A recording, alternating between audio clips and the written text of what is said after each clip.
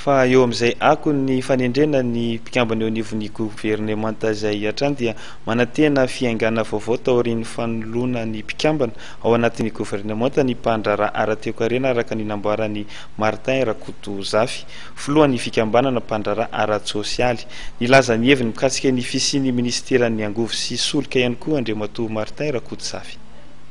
Raha honay mpandraraha aloha dia ny andrasana zany zao a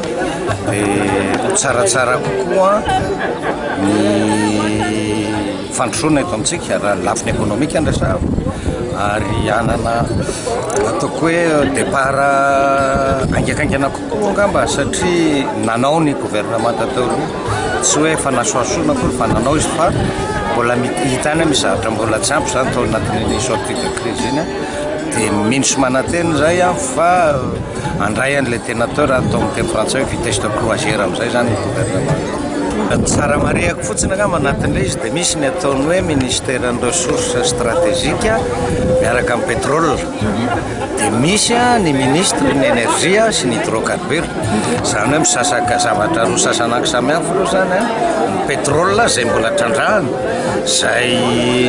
azadiny fa efa zavatra tena ngeza be ngeny efa hitany ny madaolona na andehana amin'ny filoham-pirenena nanao inauguration tany eny fa ohatrantsika malagasy ohatra tsy dia taitra narehan'izay fa tena zavatra ngeza be.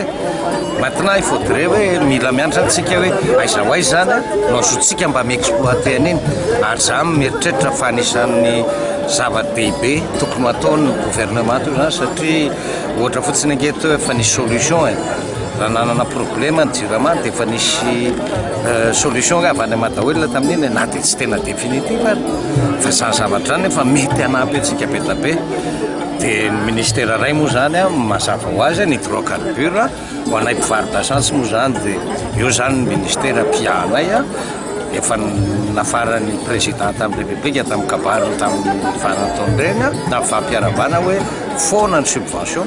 momba ny hydrocarbures dia miandry zany io ministère io zany ny ampiatra an'izay fanafoanana subvention namena ny compagnie pétrolière eto Madagasikara.